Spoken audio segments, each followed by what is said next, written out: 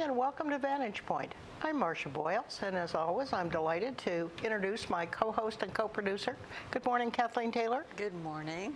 And we'll add your new title, which is Clinical Social Worker at the Medical Center. That's right. I'm going to have to remember that. I'm so used to introducing you as the social work manager. Yeah.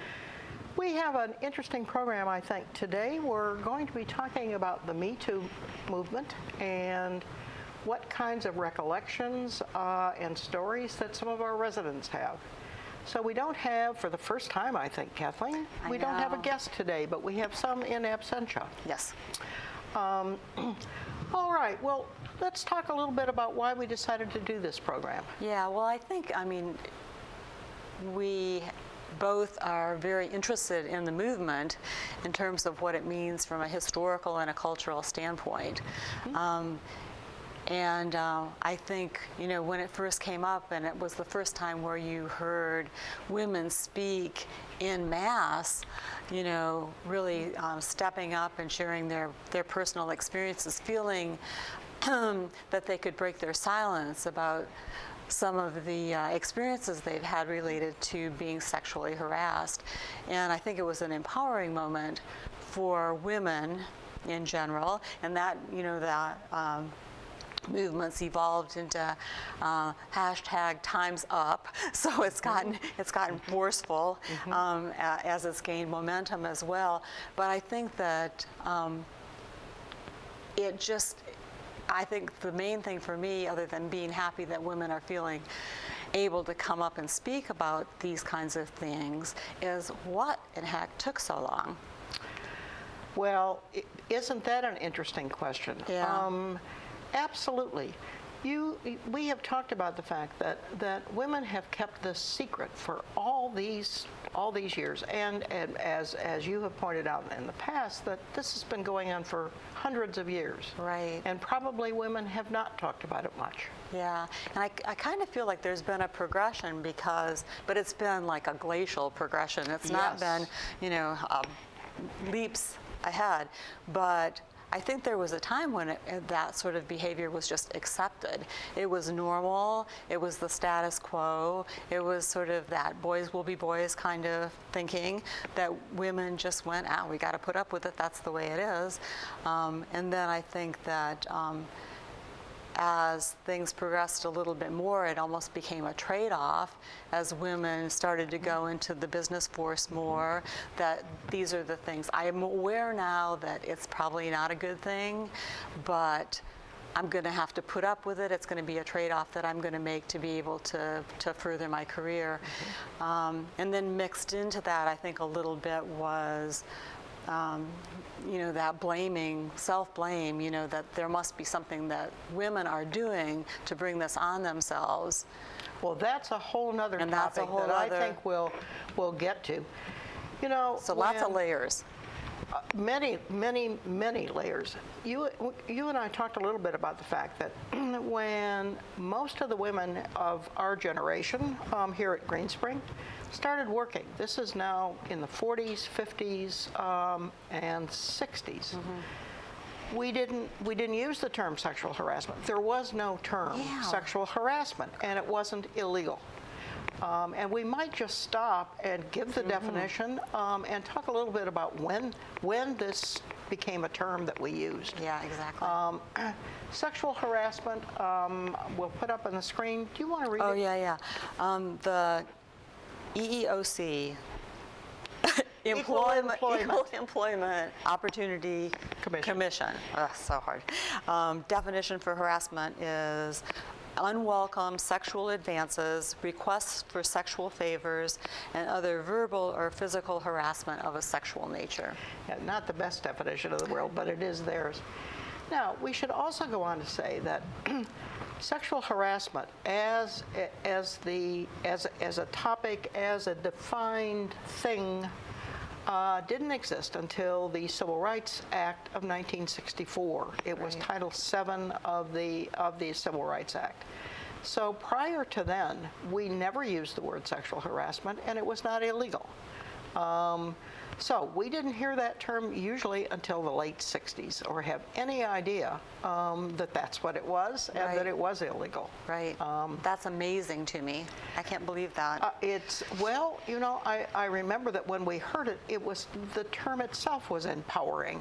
All of a sudden we could put a name to what we were sometimes witnessing, sometimes undergoing. Yeah, I think that, and that does help, you know, to be able to define.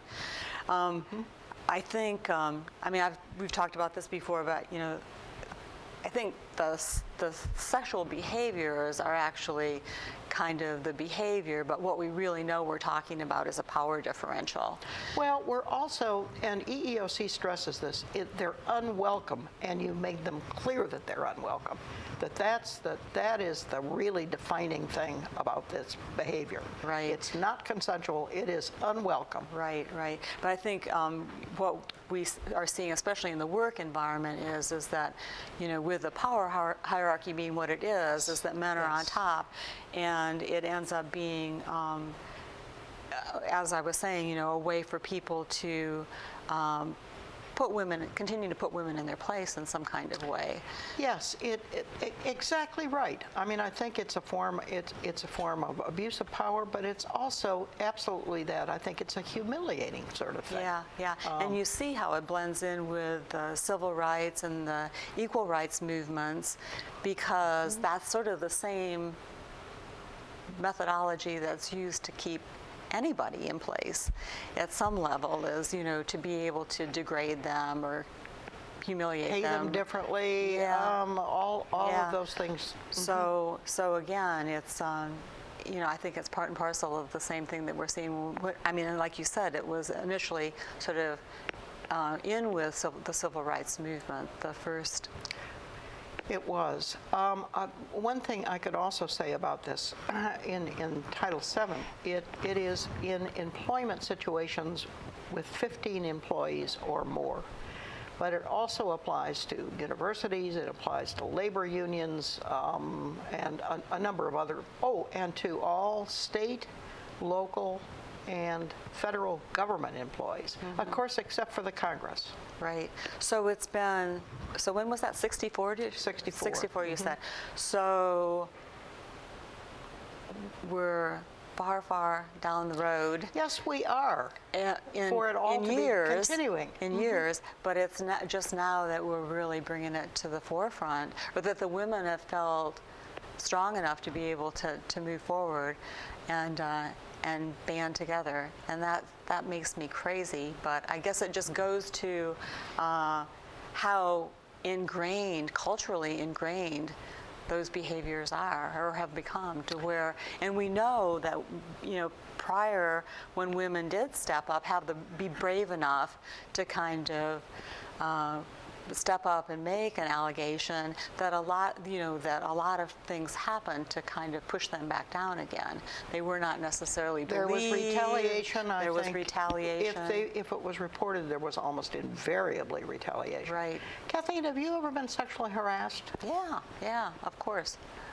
I mean, I actually don't, I know that we have people, you know, and we'll get into the stories that the women shared on campus with you, but I feel there might be levels of sexual harassment, and maybe some of, like we talked about, some of the more benign, if we can use that word, levels have been normalized to the extent that you kind of maybe don't see them necessarily for what they are, or see them as they are part of, you know, the more aggressive forms of sexual harassment. Yes, I think there are degrees. I would agree with you.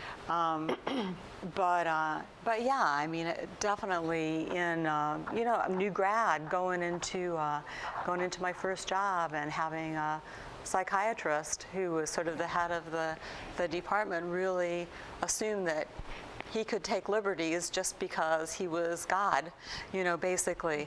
And yeah, I mean, I remember, you know, you go, you know, I want this job, you know, what do I have to put up with? You know, can I control this guy, you know, without, you know, getting myself in jeopardy? So I'm pretty sure. Did he persist? No, he sort of backed off pretty quickly, but, you know, it's still, not anything that you would want to have happen to anybody. And I know that that's why I feel like probably most women have had some degree of that experience Whether before, they recognize it or not, I think, in some cases. where they feel like they've been put in a position that is not right, and that they're kind of, in a no-win situation. So yeah, I think that again that it's a difficult world for women to live in, and it continues to be a difficult world for women to live in. Well, I'll tell my story. I've experienced sexual harassment several times, but I think the worst situation that I ever faced, I had been a dean and a faculty member at a state college in Michigan, and saw a job advertised here in D.C. at the Association of State Colleges and Universities that I really wanted. I mean, it was just a perfect job, I thought. And so I came out to interviewed the executive director, everything was fine. And then was interviewed by the man who said he was going to be my boss. He was the director of development. And one of the first things out of his mouth was, "You and I probably will be going to some conferences together, and I sure hope you fool around." Wearing a wedding ring, I mean, it was obvious that he was married, and I thought, oh my gosh, what do I say to this? I am not going to agree to it, but how am I going to turn him off without losing the job? So I said, there was probably 90 seconds of total silence while I almost panicked, thinking, what am I going to say? Amazing. Finally, I said, well, I'm sure we can have lunch together. And he kind of grinned and grimaced, and we went on with the interview, and I did get the job. So apparently, it didn't help. Wow, but you just kind of go, what kind of world are we living in where that guy was could terribly possibly startled. How could he think that was an okay thing? He obviously had been doing it, and getting away with it. And he was having an affair with his secretary, and he made it very clear to everybody in the office. I discovered later that. So I think one of the things that I learned early on, and I suspect you did as well, is that sexual harassers, really serious sexual harassers, are serial sexual harassers. Because they're getting away with it. Exactly. Yeah, and that's why I'm sort of happy about, that's why. And we're seeing that now, certainly, aren't we? This empowering, because women are coming out, and there's, like multiple women coming together to allege harassment or abuse against one person. Exactly. And there are dozens of them in some cases. Yeah. And I know that, we had talked about people, so the people that are questioning their allegations are saying, why has it taken you years to come out with these? Yes. And I think that, that really has just gone to the fact that women never felt like they would be heard before. They kind of buried it. We weren't believed. They were opening themselves to all kinds of, discredited kinds of things that people are saying about them. So, you can't blame women for doing that. But the fact that some people are coming out 20 years later, or 40, or 50, it goes to, I think for me, it's just like, it's with them still. They've carried that inside of them for all. Oops, I'm patting my microphone. That probably did something bad. But, they're carrying that with them all those years. It didn't go away. Well, the stories that we have here, one of them is more than 60 years old. Wow. So absolutely. Let me tell everybody how I solicited these stories. I sent emails out to everybody I knew, every woman I knew, and said, have you been sexually harassed, and would you share the story? I also, when I was having conversations with people in the hallway, I would abruptly stop the conversation and say, by the way, have you ever been sexually harassed? It was an absolute conversation stopper, Yeah. as you might imagine. Yeah. So I did have some sort of surprised looks on folks' faces, but they took it in the spirit that it was given. And let's talk a little bit about a few of these stories. We didn't get many of them, but I did get a lot of commentary that I'll also add here shortly. The first one was, and I'll sort of paraphrase this while I'm kind of reading it as well. At the age of 18, I worked for the head of the engineering school at a local university here. And I was asked one day by that head if I would go and work for a day just on the weekend for another senior professor in doing office work. And so I went to his office, and he sat me down opposite him at his desk, and he stood up and went over and closed the door, and then came around my back and put his hands on my shoulders and began to talk about my sweater and my hair and things of that sort. And it was very clear what he had in mind. And at that point, I jumped up and bolted, left very precipitously. Went home and was just shaken. And my mother told me that I had done the right thing, which helped a little bit. When I went back to work on Monday, this had been on a weekend, when I went back to work on Monday, I was no longer working in the department. And all of my belongings had been put in a cardboard box, and I was told that I could work for another lesser professor if I wanted to, but I no longer worked for the head of the department. No explanation was ever provided. Wow. That was her first job. That was 60 years ago? More than 60, Wow. about 62 or 3. Mm-hmm. Yes, isn't that amazing? She said I only worked there for another couple of months, and then I went to work for the Civil Service Commission in D.C. Okay, here's another one. After I got married, I moved to a small town in southwestern Virginia. And I was about 22 at the time. I took a job at in the office of the local department store, and I was doing office work. And she said I was working for a head senior person in the department, and we were doing. Okay, let's see. I came in one day, and he was sort of all over me.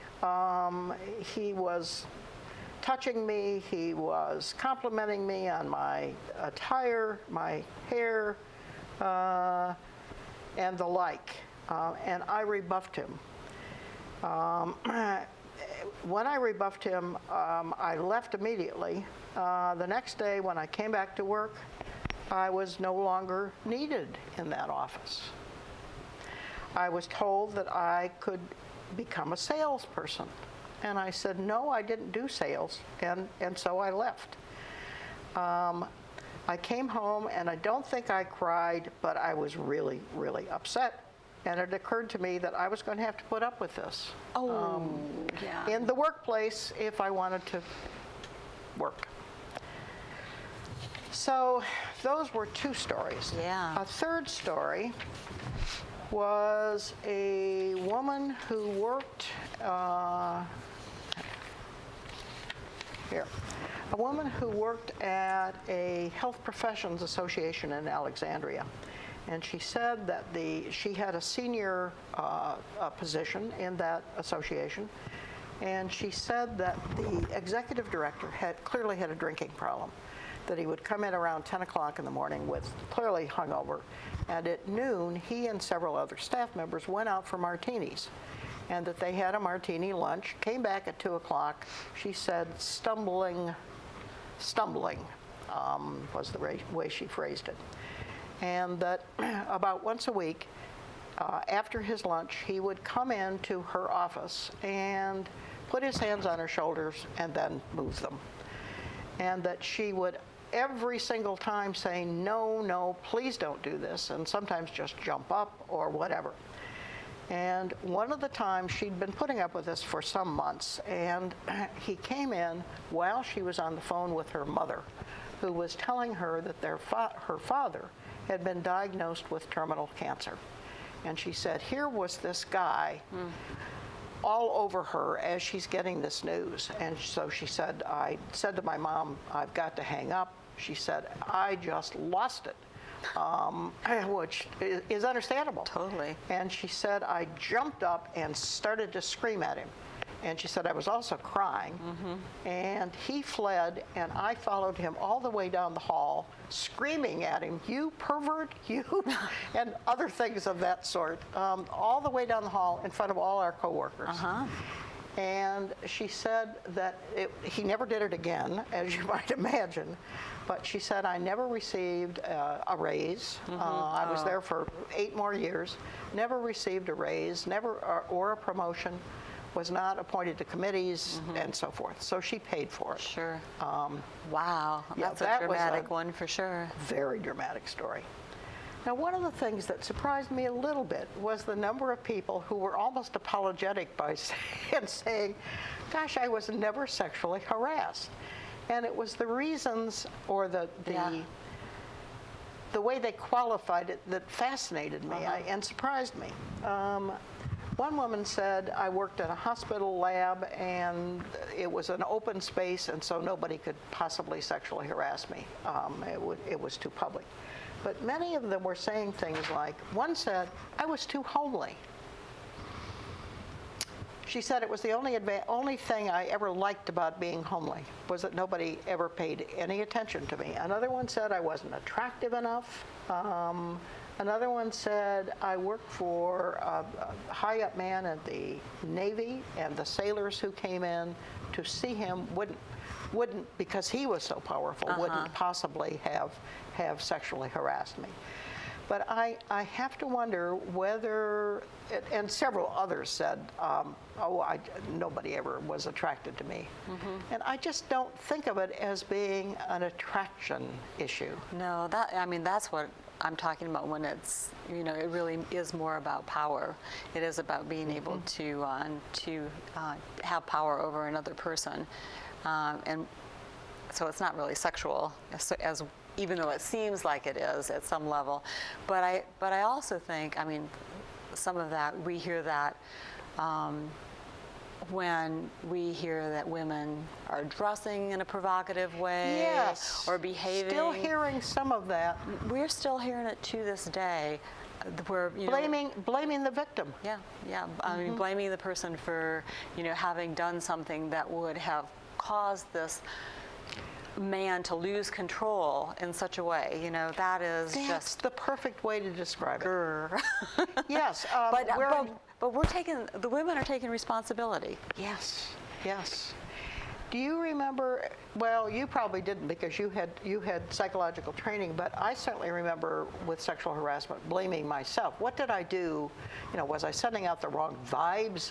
What did I do to provoke this? Yeah. And I think women absolutely were your skirts too short? Right. Yeah. Right. We thought we were causing it. Right.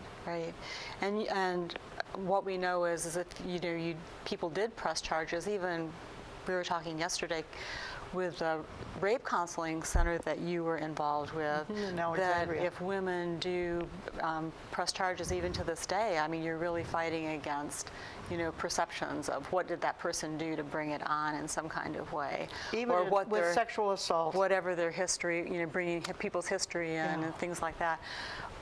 So yeah, it's not a favorable climate for women, continuing. Hopefully this is the next step forward in our evolution to full personhood. Do you think things are going to change permanently? I don't know. I mean, yeah, I sure hope so. I hope we don't go, backwards in any kind of way, but we've talked about this in other situations with civil rights and in other kinds of rights that, you sort of sometimes a couple steps forward and then maybe one step back. And people are already talking about, is there going to be a backlash now? Is there going to be... I'm hearing that. So I think women are prepared for that, for sure, but I don't think it's going to be easy. And I think the culture, I think everybody recognizes that a lot of this is coming out of a cultural climate that really has to change, and people have to struggle, have to figure out, how they want to live their lives, and it's not easy to do because everything's so entrenched. I think men are becoming much more aware now of this kind of thing going on, that it's not acceptable. Because certainly the men were silent in the face of it. Right. And we're seeing that with the Me Too movement, too. Right. Men often knew what was going on. Oh, absolutely. Yeah. So I think it's very interesting. I think it's, again, from a historical standpoint, it's interesting to see where we've been, 60 years, 100 years, whatever, but definitely, people that are in our community have had experiences. Absolutely, they have. And seem to feel comfortable in talking about it. Yeah, which is good, because, again, that's being able to, I think that's definitely part of the power of this movement, is that people are now sharing experiences that they would have kept secret. So they weren't ever able to feel heard because they never shared it. So now women are banding together and they're listening to each other and they're giving each other support. So I think that that's also probably the biggest part of the movement at some level is that women are supporting one another now. Yep. Well, I see that we're out of time. I know. That was fun. It was fun and interesting, and I think what I'm hearing from other residents is that residents are sitting talking at the dinner table about the Me Too movement, and ours was not. Our generations were not generations that talked about things that were private. Right. And this would be under that category, I would say. Yeah, good so point. this is a good thing, I think, for all of us. Absolutely. We did our job. We brought it out too. Absolutely. And it was fun. Yeah. Thanks, Kathleen. Sure.